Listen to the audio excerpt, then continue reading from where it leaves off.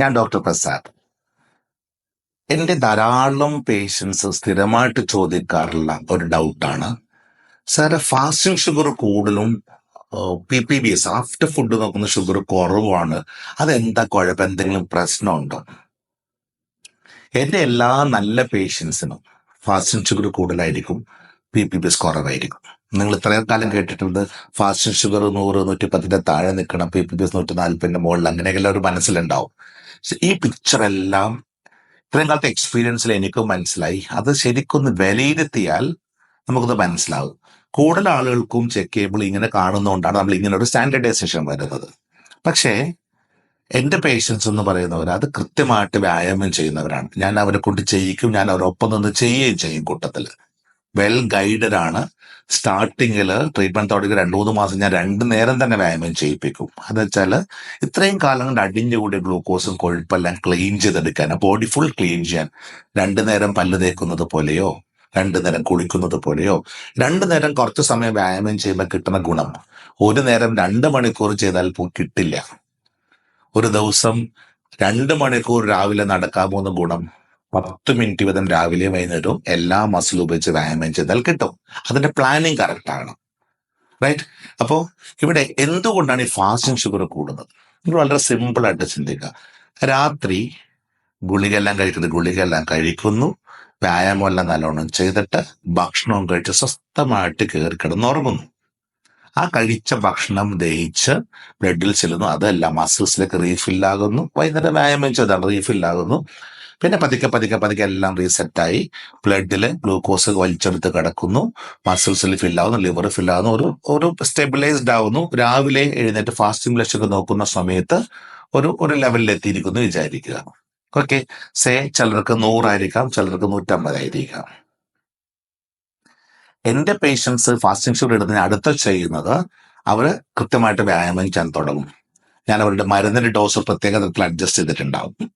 അപ്പോൾ അവർ വ്യായാമം ചെയ്യാൻ തുടങ്ങുന്നതോടുകൂടി, അതും എല്ലാ മസിലും കൊണ്ട് വ്യായാമം ചെയ്യുമ്പോൾ 1 by 1 ചെയ്ത് എല്ലാ മസിലും കവർ ചെയ്യുമ്പോൾ ബ്ലഡിൽ നിന്ന് ഗ്ലൂക്കോസ് എല്ലാ മസിൽസിലേക്കും കയറിപ്പോകും. എല്ലാ മസിൽസിലേക്കും ഗ്ലൂക്കോസ് കയറി പോകുന്നതോടുകൂടി ബ്ലഡിൽ ഇൻസുലിൻ മോർ ആക്റ്റീവ് ആകുന്നു. എല്ലാ മസിലേക്കും ഗ്ലൂക്കോസിനെ കടത്തി വിടുന്നതോടുകൂടി ഇൻസുലിന്റെ അളവ് ബ്ലഡിൽ നന്നായിട്ട് കുറയാൻ തുടങ്ങും. മസിൽ ഗ്ലൂക്കോസ് നന്നായിട്ട് എനർജി ആയിട്ട് മാറുന്നതനുസരിച്ച് ബ്ലഡ് ഗ്ലൂക്കോസ് കുറഞ്ഞു വരികയും ചെയ്യും, റൈറ്റ്? ഇതോടെ പാൻക്രിയാസ് ഒന്ന് കൂടുതൽ ഇൻസുലിൻ ചാടാൻ തുടങ്ങും. സോ വ്യായാമം അത്ര കൃത്യമായിട്ട് ചെയ്യും തോറും ഇൻസുലിൻ കൂടുതൽ ചാടുന്നു, കൂടാതെ ബ്ലഡിലെ ഗ്ലൂക്കോസ് കൂടുതൽ മസിൽസ് റീഫില്ലാവുന്നു. രാവിലെ ബ്രേക്ക്ഫാസ്റ്റ് കഴിച്ച് 2 മണിക്കൂർ കഴിഞ്ഞ് ഷുഗർ നോക്കുമ്പോൾ ഫാസ്റ്റിംഗ് ഷുഗർ 140 ഉള്ള ആൾക്ക് ചിലപ്പോൾ PPBS 110 ഉണ്ടാകുള്ളൂ, അല്ല 100 ഉണ്ടാകുള്ളൂ. പക്ഷെ ഇവിടെ ഒരു 2 കാര്യങ്ങൾ ശ്രദ്ധിക്കാനുണ്ട്. ഒന്ന്, പാൻക്രിയാസ് വല്ലാതെ കേടായിട്ട്, പാൻക്രിയാസിന്റെ അകത്ത് ഇൻസുലിൻ അധികം ചാടാനില്ലാതെ, ബീറ്റാ സെൽസ് നശിച്ചു പോയത്, അല്ലെങ്കിൽ പാൻക്രിയാസ് വല്ലാതെ മുരടിച്ചിരിക്കുന്ന, തീരെ ആക്റ്റീവ് അല്ലാതെ മടി പിടിച്ചുറങ്ങിക്കിടക്കുന്ന ബീറ്റാ സെൽസ് ഉള്ള ഒരാളാണെങ്കിൽ ഫാസ്റ്റിംഗ് ഷുഗർ 100 കണ്ടു,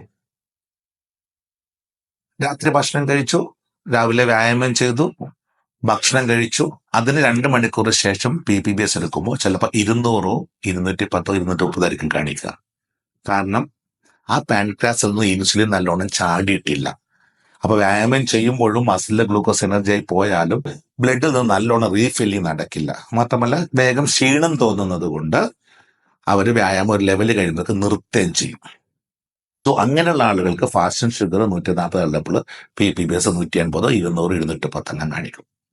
അതേസമയം നല്ലോണം ഇൻസുലിൻ ചാടാനുള്ള, പാൻക്രിയാസ് ലേസി അല്ലാത്ത, കൃത്യമായിട്ട് ട്രീറ്റ്മെന്റ് ചെയ്ത് കുറച്ചു കാലം കഴിയുമ്പോൾ എൻ്റെ പേഷ്യൻസിന്റെ എല്ലാം പാൻക്രിയാസ് നിന്ന് കൂടുതൽ ഇൻസുലിൻ പുറത്തേക്ക് ചാടാൻ തുടങ്ങിയിട്ടുണ്ടാവും. അങ്ങനെയുള്ള ആളുകൾക്ക് 140 ആയിരിക്കും ഫാസ്റ്റിംഗ് ഷുഗർ. പക്ഷേ വ്യായാമം ചെയ്ത് കഴിഞ്ഞ് ക്ഷീണം വരുമ്പോൾ അതനുസരിച്ച് ചെയ്ത് കഴിയുമ്പോഴേക്കും അത് ഇൻസുലിൻ ചാടി കൂടുതൽ ചാടാൻ തുടങ്ങുമ്പോൾ ഓട്ടോമാറ്റിക്കലി താഴേക്ക് പോയി ചെയ്യും. സോ പാൻക്രിയാസിന്റെ കേട് എത്രത്തോളം വിലയിരുത്താനും ഇത് സഹായിക്കാറുണ്ട് തന്നെ. അപ്പൊ ചിട്ടയായിട്ട് വ്യായാമം ചെയ്യുന്ന, കറക്റ്റ് ക്വാളിറ്റിയുള്ള ഭക്ഷണം, ഒരിക്കലും പട്ടിണി കിടന്ന് പ്രമേയം മാറ്റാൻ ആരും ശ്രമിക്കരുത്. കാരണം വായു വലിക്കുമ്പോൾ വായു, വെള്ളം കുടിക്കുമ്പോൾ വെള്ളം. നമ്മുടെ ശരീരത്തിന് വേണ്ട എല്ലാ ന്യൂട്രിയൻസും കിട്ടുന്നത് ഭക്ഷണത്തിലൂടെയല്ലേ. ക്വാളിറ്റിയുള്ള ഭക്ഷണം കഴിച്ചില്ലെങ്കിൽ ഒരിക്കലും നിങ്ങൾക്ക് ആരോഗ്യം ഉണ്ടാവില്ല. നിങ്ങൾ ഭക്ഷണം കഴിച്ചതുകൊണ്ടോ കഴിക്കാത്തതുകൊണ്ടോ അല്ല നിങ്ങൾക്ക് പ്രമേയം വന്നത്. അമിതമായിട്ട് വേണ്ടാത്ത ഭക്ഷണം കഴിച്ചതുകൊണ്ടും ജീവിതശൈലി താളം തെറ്റിപ്പോയത് കൊണ്ടാണ്. സോ ഇവിടെ നിങ്ങൾ പഠിക്കേണ്ടത് നമ്മൾക്ക് എന്താണ് ഈ ബ്ലഡ് ഷുഗറിന്റെ ഒരു വാല്യൂ നോക്കി മാത്രം മുമ്പോട്ട് കൊണ്ടുപോകുന്ന ആ രീതി. അങ്ങനെ ചികിത്സിച്ചിട്ട് നിങ്ങൾ സ്വയം ആശ്വസിക്കാൻ വേണ്ടി വെറുതെ റിസൾട്ട് നോക്കിയിട്ട് സ്വയം തൃപ്തിപ്പെടുന്ന പോലെയാണ്. അതല്ല വേണ്ടത്. ഫാസ്റ്റിംഗ് ഷുഗറോ PPBS എത്രയൊക്കെ പോയി കൂടി കുറഞ്ഞെന്നുള്ളത് ഞങ്ങളാണ് വിലയിരുത്തേണ്ടത്. നിങ്ങൾ ചെയ്യേണ്ടത് അന്നന്ന് കഴിക്കുന്ന ഗ്ലൂക്കോസും കൊഴുപ്പും എനർജി ആക്കാനുള്ള വ്യായാമം നിങ്ങൾ ചെയ്യുന്നുണ്ടോ, നിങ്ങളുടെ രക്തക്കുള്ള ഗ്ലൂക്കോസ് അടിഞ്ഞു കൂടുന്നുണ്ടോ ഇല്ലേ, ഇത് നിങ്ങൾ ശ്രദ്ധിച്ചാൽ നിങ്ങളുടെ കാലും കണ്ണും കിഡ്നിയും പോകാതെ നിങ്ങൾ നോക്കുക. ഒരു സർവീസ് സെന്ററിന്റെ കൺസെപ്റ്റ് നിങ്ങളുടെ വീട്ടിൽ വേണം. ഞങ്ങളുടേത് വർക്ക്ഷോപ്പിന്റെ കൺസെപ്റ്റാണ്. കേടായി കഴിയുമ്പോൾ റിപ്പയർ ചെയ്ത് തരിക, അത് ഞങ്ങളുടെ ജോലി അതാണ്. ആ ഒരു ഭാഗം ശ്രദ്ധിക്കുക. ഈ റിസൾട്ടുകൾ പലതും ശരിക്കും വിലയിരുത്താൻ പഠിക്കുക. അല്ലാതെ നമ്മളൊരു ചെറിയ റിസൾട്ട് കണ്ടിട്ട് പല അനാവശ്യ ടെൻഷൻ ഉണ്ടാക്കി മനസ്സമാനം കളയരുത്. സോ ഇത്രയുള്ള ക്വാളിറ്റിയുള്ള ഭക്ഷണം കഴിച്ച് പ്ലാൻഡായിട്ട് വ്യായാമം ചെയ്ത് കൃത്യമായിട്ട് ചെക്കപ്പുകൾ നടത്തുക, ഹെൽത്ത് നന്നായിട്ട് മെയിൻറ്റെയിൻ ചെയ്യുക. ഈ വാല്യൂസിലെ ഏറ്റക്കുറിച്ചിലൊക്കെ ശരിക്കും അത് പഠിച്ച് മനസ്സിലാക്കണം. റൈറ്റ്. അപ്പോൾ ഇൻസുലിൻ നല്ലോണം ചാടാനുള്ള ആളുകൾക്ക് ആഫ്റ്റർ ഫുഡ് കുറഞ്ഞു വരും PPBS. ഇൻസുലിൻ ശരിക്കും ചാടാൻ ഇല്ലാത്ത ആൾക്കാർക്ക് PPBS കൂടി പോകും. ഇതൊന്ന് തിരിച്ചറിയുക. ഒപ്പം നിങ്ങളുടെ ബ്ലഡ് വാല്യൂ നോക്കിയിട്ടുണ്ടെങ്കിൽ നിങ്ങൾക്ക് സ്വയം വിലയിരുത്താൻ പറ്റും. എൻ്റെ പാൻക്രിയാസ് ബെറ്റർ ആയിട്ടുണ്ടോ, ഇൻസുലിൻ നല്ലോണം ചാടാൻ തുടങ്ങിയിട്ടുണ്ടോ, എൻ്റെ പാൻക്രിയാസ് ഇപ്പോഴും ലേസിയാണ്, അത് വീണ്ടും ഒന്ന് ആക്ടിവേറ്റ് ചെയ്യാൻ ഞാൻ എന്തു ചെയ്യണം, ഒന്നുകൂടെ അവൻ ആക്റ്റീവ് ആക്കാൻ എന്തു ചെയ്യണം, ഇതൊന്ന് തിരിച്ചറിയുക. കൃത്യമായിട്ട് അത് പഠിച്ച് മനസ്സിലാക്കി ചെയ്യുക. ഇതാണ് ഞാൻ എൻ്റെ എല്ലാ പേഷ്യൻസിനും പഠിപ്പിച്ചു കൊടുക്കുന്നത്, കൃത്യമായിട്ട് അവരെ കൊണ്ട് ഫോളോ ചെയ്യിക്കുന്നത്. ഇത് ലൈഫ് ലോങ് നമ്മൾ മെയിൻറ്റെയിൻ ചെയ്യണം. ഈ പ്രമേഹ ചികിത്സ എന്ന് പറയുന്നത് 2-3 ദിവസത്തെ 2-3 മാസത്തെ ഒരു പാക്കേജ് അല്ല. ഏതൊരു ലൈഫ് സ്റ്റൈൽ ഡിസീസിന്റെ ട്രീറ്റ്മെന്റ് എന്ന് പറയുന്നത് it's a way of life. അതൊരു ജീവിതചര്യ, ഒരു ജീവിത രീതി ആയിരിക്കണം. ലൈഫ് ലോങ് നമ്മൾ ഫോളോ ചെയ്യേണ്ട കുറച്ച് ക്വാളിറ്റീസ് ബെറ്റർ ആക്കുക. നല്ല ഭക്ഷണം കഴിക്കുക, ആവശ്യത്തിന് വ്യായാമം ചെയ്യുക, ഹാപ്പി ആൻഡ് ഹെൽത്തി ആയിട്ട് ജീവിക്കുക. മെന്റൽ ഹെൽത്ത് വലിയൊരു ഭാഗമാണ്. നിങ്ങളുടെ അനാവശ്യ ടെൻഷൻസ്, ഈ വാല്യൂസ് എന്താണെന്ന് മനസ്സിലാകാതെ ഉണ്ടാകുന്ന അനാവശ്യ ടെൻഷൻസ് ആണ് നിങ്ങളുടെ ഏറ്റവും കൂടുതൽ നിങ്ങളുടെ മനസ്സമാധാനം കളയുന്നത്. So enjoy life. ഒരു ജീവിത ഭൂമിയിലുള്ളത്, അതെന്തിനാണ് ഇങ്ങനെ നശിപ്പിക്കുന്നത്?